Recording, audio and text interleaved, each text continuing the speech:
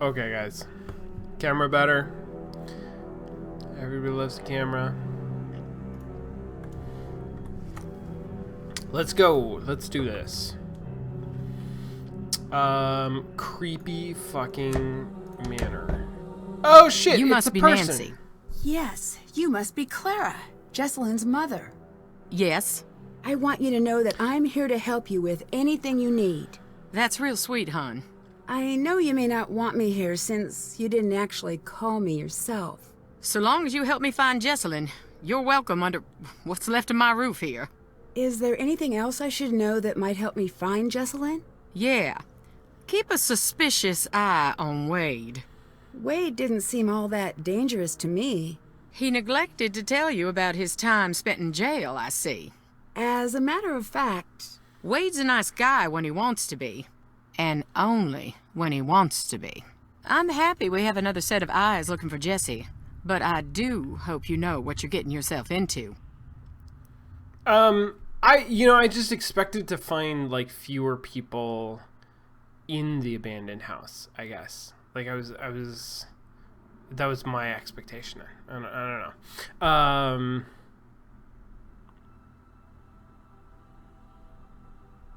what do you think happened to Jesselyn? You wouldn't know by the look of this dump, but we're worth a great deal of money.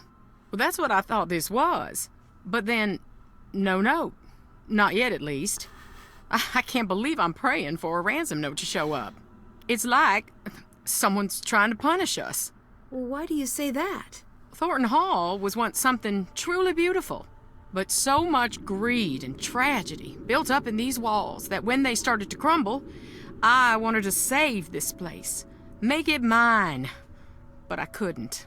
So whoever took Jessie wanted us to sit here in this broken down old house waiting for her. Huh. That's fascinating. I want to know so much more about that, and I don't have any dialogue options. Who did Jesselyn come here with? Addison. I tried talking to her, but she was a wreck. Here. Addison Hammond. She'll have calmed down a bit by now. I hope. Is there any chance Jesselyn's disappearance could be cold feet? My Jessie would never put her family through this nightmare. Never.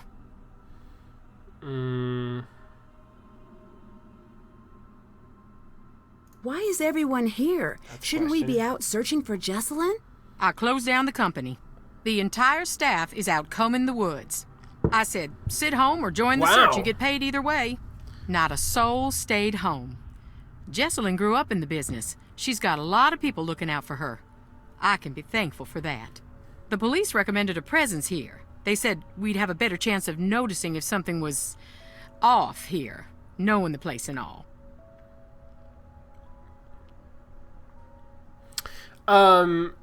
So Blue Bird pointed out that there's when we picked up the note, there were water rings on the table, which is a nice touch. I actually want to point out, like, something to look for and look at in this game is the level of detail in the texturing,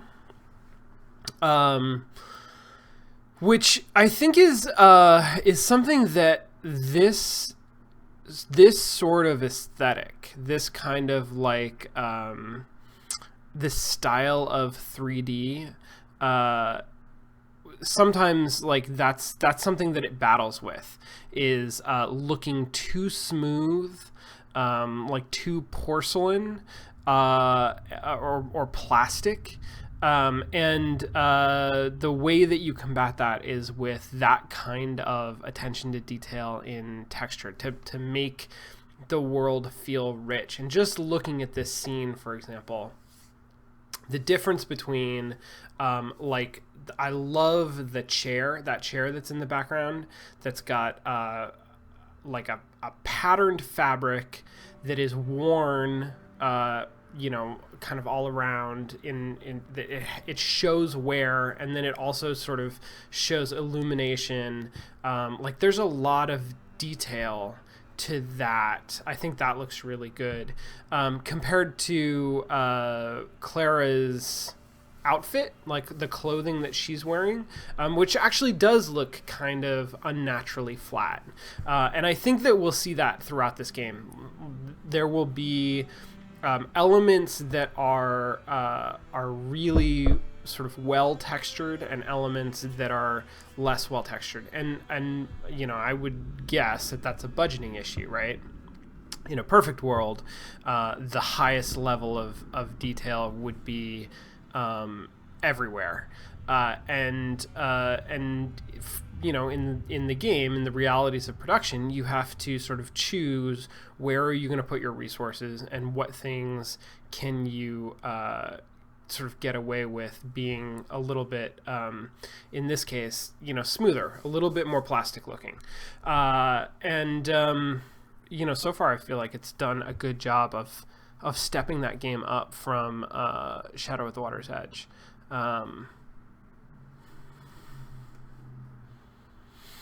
Okay. Were things good between Colton and Jesselyn? They had their rows and their romantic dinners, same as any couple. Colton had some... Well, hun, he had some issues, but they worked through them. What the hell are issues? You mentioned that Colton had some issues. What did you mean? To put it delicately, family issues. Never you mind. It has nothing to do with what's going on now. See you later.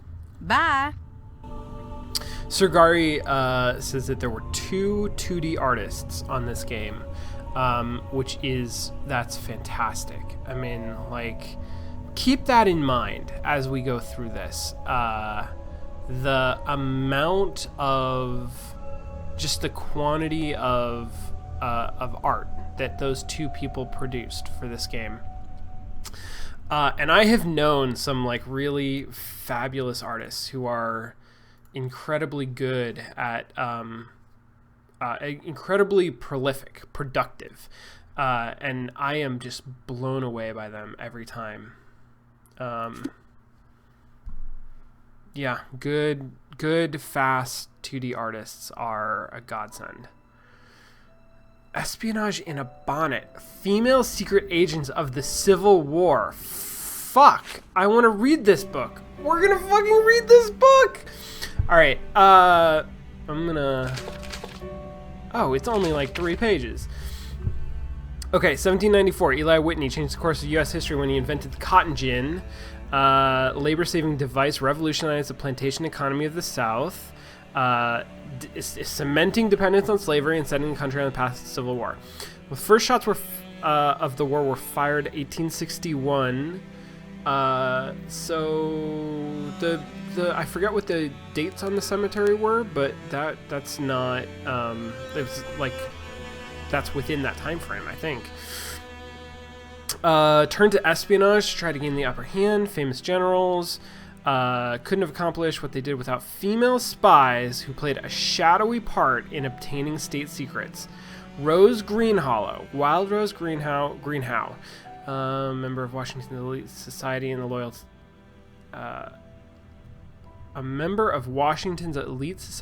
to the South. When war broke out, used social connections, passed along in code to the Confederacy. Intelligence was hidden in the hair of a female courier, and this helped General P.G.T. Beauregard win the First Battle of Bull Run. She continued her intelligence work under house arrest. Harriet Tubman, best known for leading slaves to freedom. She served as a spy for the Union in South Carolina. Former slaves as scouts, troop movements. Maria Bell Boyd, came to the attention of the Confederacy early in the war. Shot and killed a Union soldier who had threatened her mother. Badass. Wish for vengeance. Flirtatious behavior, which was cause for concern among her peers, used to advantage as an undercover femme fatale. After beguiling, I'm just going to read this. This is awesome. After beguiling Union soldiers into telling her classified information, she forwarded this intelligence to the Confederacy. Bell became a courier herself, even personally delivered messages to General T.J. Stonewall Jackson. Arrested repeatedly, but refused to let incarceration stop her. God damn. Elizabeth Van Loo, prominent Virginian. They're alternating back and forth between Union and Confederate spies. Books, food, medicine, passed information through secret compartments in dishes and hidden messages in books. Use her personal network, sent writ codes in and invisible ink. Cool. Sarah Emma Edmonds. Emma Emmons. Really? Sarah Emma Emmons? Who names somebody that? One of approximately 400 women who fought in the Civil War as a man. Oh, cutting her hair short, adopting men's clothing, and taking the alien Franklin Thompson. Sarah joined the Union Army's 2nd Michigan Infantry. Male nurse, undercover work, elaborate guises, from an Irish woman to a male slave. She infiltrated Confederate lines. Contracted malaria, couldn't seek help with an army doctor, eventually received honorable discharge with a bonus and a pension under her true name, was the sole woman member admitted to the Grand Army of the Republic following the war. Wow. These women and countless others played a critical part for both the Union and Confederate causes. Female agents of the Civil War used the spy tech of the 1860s, such as ciphers, invisible inks, secret compartments, and even the rumored self-destructor, which would destroy its own components if opened incorrectly, to prove that women were as capable as men when it came to espionage. Badass. I would love somebody to fact check some of that, because like I assume that is real. How do I get? Oh yeah, that's whoops. That's true history, but I'm not 100% sure. And then here's a secret journal. No, The Long Cold Night on Black Rock. I love this shit. That's awesome. The years of plenty would soon be upon the Thornton clan. Oh, so it's a Thornton family history. But they would not come without a price. In order to keep a close watch on production facility, Jeb had a small factory built on Black Rock property. Did not foresee potential disastrous possibilities. Black Rock Island, that's where I am. Okay, so this is about this manor. When the winds grew cold and the waves made passage to the mainland difficult, the workers were granted permission to stay overnight in the factory. Something fucking happened. None survived. Wow. Sarah was the first to enter the factory in the morning after the accident and never recovered from the shock of what she found within. Many in the town held Sarah in high regard for her kind, open nature. The employees in particular had an unwavering appreciation for Sarah, who had taken the role of caregiver once the factory moved. Bread and treats, offering a warm bed in the main house to any employee who fell ill. Shortly after the tragedy, Jeb began construction of a housing unit for inclement weather and immediately restaffed the factory despite Sarah's wishes. I can't tell if that's smart or not, because I don't know what happened to the factory. While Jeb seemed justifiably upset, he was determined to maintain family business no matter what. When the new employees arrived on the island, Sarah retired to her room, refusing to leave until her death a few years later. It's been said that a handwritten note found in her pocket read, "We have sown the black seeds of death, and forevermore will harvest only blood." Evidence suggests that this note may have been fabricated, but the chilling message remains a popular element of Thornton lore. Wait, there's another page. Jeb was hit hard by the loss of his wife and remained steadfast in attempts to grow the family business into something worth the tragic cost of the lives it had taken. Jeb's drive became somewhat of a family trait in passing Sarah's generations of ill-gotten wealth.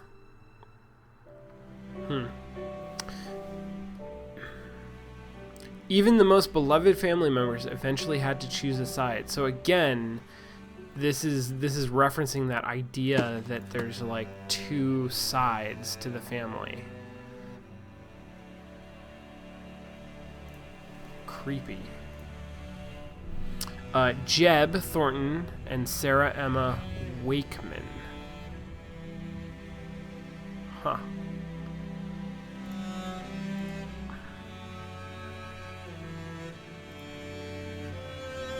Helium Thornton. Who's the... Sarah Emma Emmons? The Master of Disguise.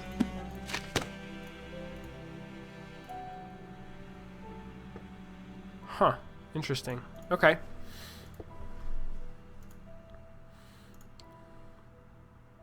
I can take... Oh shit, I can just take some oranges. And a napkin? Wait, can I look at the napkin? No, not really. Whoops. Okay. Put the napkin back. I need to add some tea first. Oh, I'm making tea. Of course. Of course.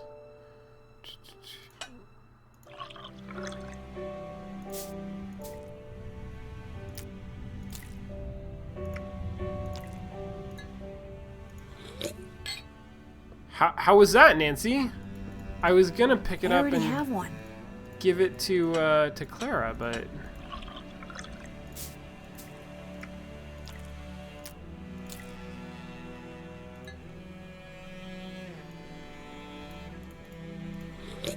all I can do is drink it.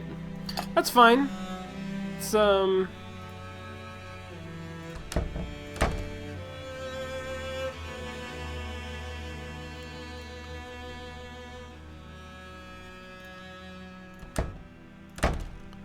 let's explore more of this house. That seems dangerous. Somebody just left. Somebody just left an open flame next to some rags and turpentine. I feel like maybe not the best thing to do. No. Can I look at the... Yeah. Electricity manual for making batteries with common household items. Portable electronics, driving force, blah, blah, blah, blah, blah. 3 main components to a typical battery. 2 terminals made of differing metals are the positively charged electrode, known as the anode, and the negatively charged electrode, known as the cathode. Third component is the electrolyte. Is that right? Electrolyte? Yeah, I guess so. Which separates the terminals and allows the charge to flow between. Basic design can be created out of common household items. Mix a 1/4 cup vinegar with 1 tablespoon salt, cut a paper towel into 1/2-inch squares, and soak the squares in the vinegar solution. Starting with a penny, alternately stack pennies and nickels on a plastic plate with a square of the vinegar-soaked towel between each coin. End with a nickel on top. Attach 1 terminal clip to the bottom penny and the other terminal clip to the top nickel. Wild.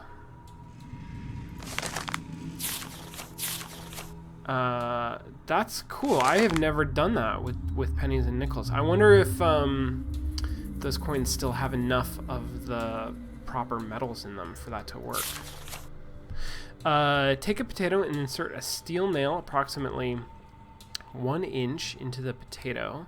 Then insert a zinc-plated nail into this to the same depth, as close to the steel nail as possible without the 2 nails touching. Make a circuit by connecting the terminal clip to each nail and begin charging. A larger circuit made by adding connections across multiple potatoes will increase the charge. Fruit. Using acidic fruits... Oh, I have some oranges! Press 1 copper coin and 1 nail into each fruit. Connect all the fruit together in a row by attaching a positive terminal clip to the nail in one fruit and the opposite negative terminal clip to the coin in another fruit. That's a slightly more specific description of instructions than in the previous for how to create a serial battery. Attach the final positive and negative clips to the electronic to be powered. That feels like that is specifically instructions for me. Pour soda into a glass, aluminum, copper, place them against the sides of the glass. Using cider vinegar, cut a thin strip of copper flashing. Copper and zinc, aluminum and copper. Whoa!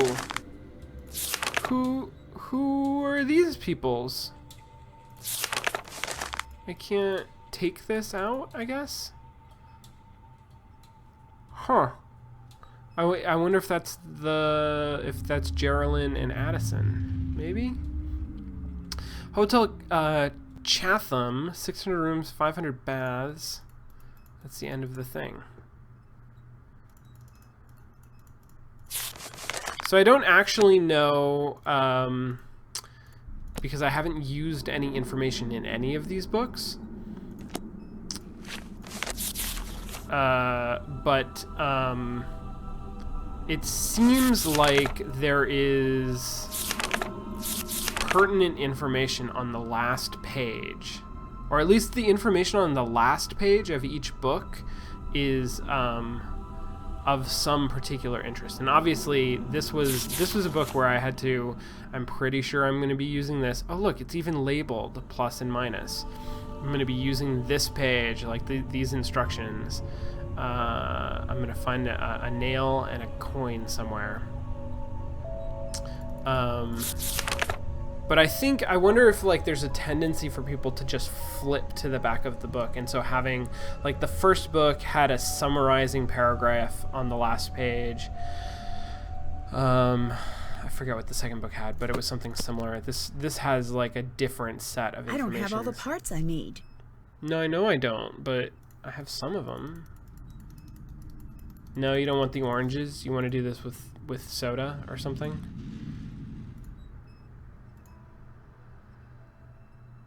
That's a scale. This looks like a painting. I should find somewhere to place it. Oh, interesting. Where can I put a painting?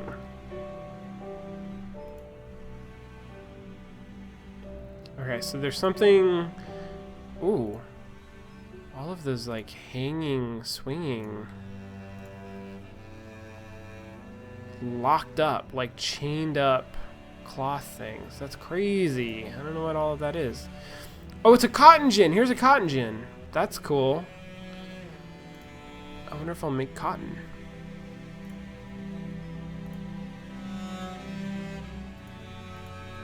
Okay, I can put things on here. And I'm going to try to like balance it out maybe. But I don't yet have the things that I'm going to put on there.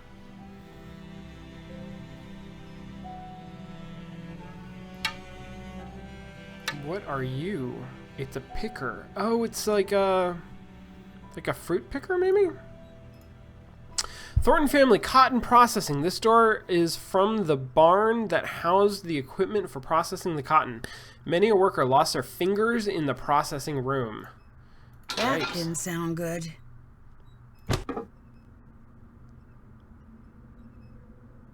Oh shit! I made a fatal error! Fuck! Wait, was that it? That was a trap! That didn't sound good. Whoa! I got killed by like a spike trap! That's wild! I mean, I guess that I do recall that you have made a fatal error message from the last game, but I forgot that Nancy Drew could die.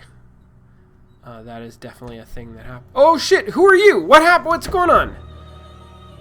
Fuck! I want to look around, but I want to chase that guy. What's the silhouette? What's the shadow that?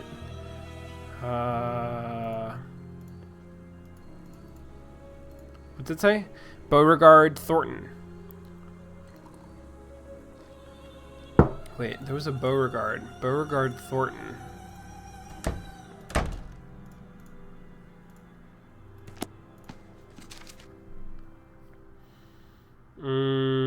General PGT Beauregard. Different guy. Pretty sure.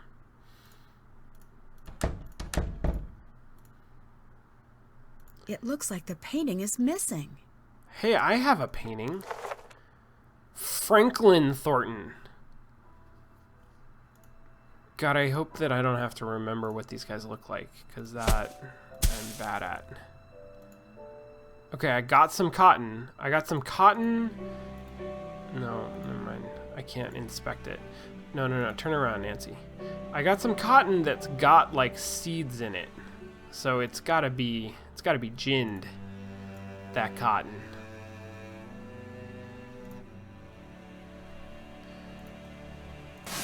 Oh, it's the package! I finally found the package. Somehow it's on the second floor. Oh, sweet. Oh, cool. It's just like The Ghost of Thornton Hall. True Encounters Retold by Savannah Woodham. Nancy, here's some of my old paperwork from when I was looking into Charlotte myself. I know you're going to be looking for Jessalyn during the day, but night is the best time to investigate the family. Okay, that's when the spirits get restless in more ways than one. You'll probably get more out of the family then anyway.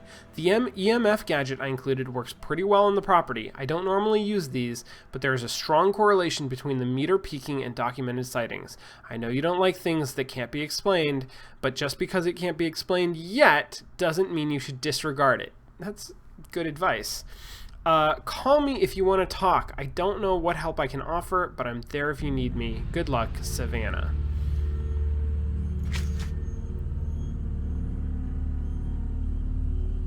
Did that. Sure fucking did. Find the missing portrait. Did that. Yeah. Good job, Nancy. March 4th. Subject, swimmer. Type, visual oral contact. Notes, near death. Near-death experience. I was 14, my younger brother was about 12. I was a bit of a scrawny kid and caught more of my fair share of trouble on account of being the smallest, but I was no coward. I was just itching to prove it. That's when I caught wind of Charlotte. I got in my head that if I spent the night out at the island, the kids at school would leave me alone. Doesn't make sense now, but it made a lot of sense then. I made this big deal about sneaking onto the island, and everyone was interested, especially my younger brother, Sean. Am I in this game?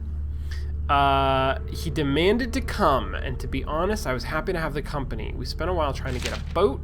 No one wanted to lend a boat to two kids in the middle of the night. Go figure, right? I knew if I didn't make it out there, I'd never hear the end of it. I'd made too big a deal out of the whole thing. Kids. That's when I decided we should swim over. Jesus. Anyone who grew up here knows that you don't do that. Yeah, the swim's not far, but the currents, they'll smash you into the rocks, or they'll pull you under. That's what happened to Sean! Holy shit! 1 second he was next to me, the next he was gone. Is this a dire warning of things to come? I panicked and dove into the water. Nothing. Again and again, nothing. But it turns out he was fine. Oh, great. Of course. He made it to the shore. I was the one in trouble. I kept going under until I got disoriented. I couldn't find which way was up. I knew that was it for me. I knew I was going to die, and I could feel the fight going out of me. That's when I heard singing. The water around me went still. A song started swimming its way around me, pulling me toward the thing, this woman, Charlotte. The water was ice cold, and she was turning it into steam. Smoke was pouring from her like ink under the water. I knew I couldn't die down there. I knew I had to get out of the water. I don't know what happened next. I woke up on the rocks. Then in a hospital. I never saw her again. I've spent the rest of my life trying not to look. Tagger. Oh, yeah. Okay, April 10th. There's no year on this. No eye contact. Possibly unreliable or not telling entire story. Yeah, I saw her. It doesn't matter why I was there. Let's just say I'm an artist. Underappreciated in my time, and by the powers that be. I was out with a few writers I liked to run with, out in the ruins. Somebody was working on her stuff like she always did. A little cute for my taste, but she is who she is. Suddenly she drops everything and is like, we gotta go right now. She said it like no drill, just run. We grabbed our stuff and we ran. As we were going, there wasn't smoke, but we were all choking like there was, and we could smell a fire in the distance. We heard screaming. I wanted to go back, but Elle told me that what we heard wasn't human. We all knew she was right. We got off the island. That's all it was. Phantom smoke. Interesting. Old friend. Type non-haunt. Skeptic, mild hesitation. I knew her when we came up in school together. She was the smartest, the prettiest, and nice. She didn't need to be. She was. She talked to everyone about their lives, their friends and families. She could remember it all. We used to joke that she had the whole town in her head. Maybe it was more true than we thought. When she died, part of the town died with her. I know you want to ask about the hauntings, and rather you than someone else. You know that stuff doesn't sit with me, but you come from good people. Savannah's from around here, I think. The truth is, she's just gone. Part of me wishes she was a ghost so I could tell her my proper goodbyes. But anyway, that's silly for two reasons, since she's been made up to be such an angry ghost. So, she's not a ghost, and if she was a ghost, she wouldn't be angry. I've heard the stories just like you did. That's not Charlotte, not the Charlotte I'd known. There was no evil in her. Savannah, do you think what happened the night she died might have changed that? It was an accident. Savannah, what if it wasn't? Then she's Charlotte. She always was Charlotte. No. Okay. Alright, so that's another book.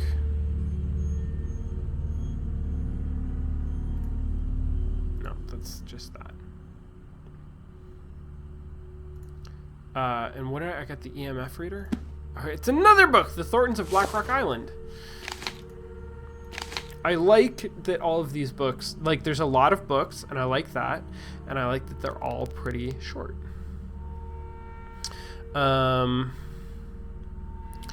Roger Dodge, as he was known to his friends, never let his difficulties stand in his way. As a child, he found he was defined by a persistent stutter that would follow him throughout his life. He'd often state that his difficulties with speech led him to be a somewhat shy child. He grew to be a bookish young man with a deep love of language. Despite his great intelligence, he struggled to find his place in the world. That changed when he met Mariana in the spring of his freshman year.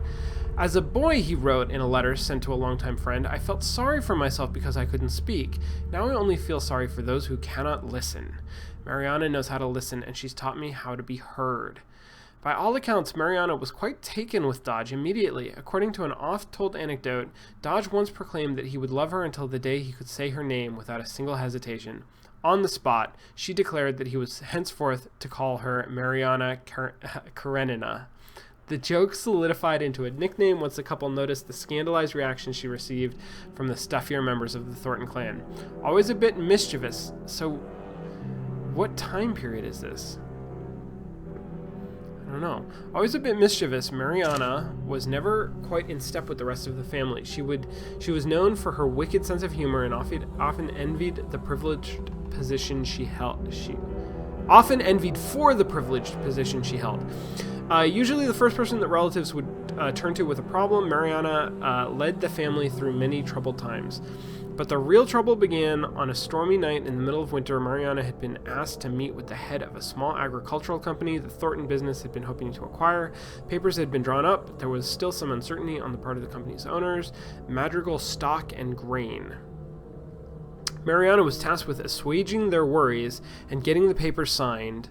But her name was not Kate Walker. I feel like this is a Kate Walker story. Roger, as usual, went at her side. One can only guess their last moments together. This we know, the small prop plane crashed in an empty field after running into an unexpectedly strong storm. All 4 passengers died on impact, along with the 2-person flight crew.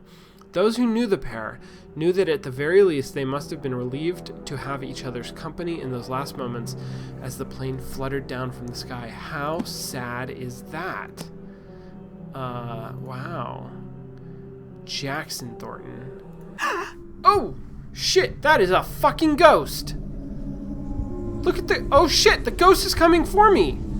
There's nothing I can do, so I must be intended to just stay here and watch. What was that? What was that, Nancy? What was that? Okay.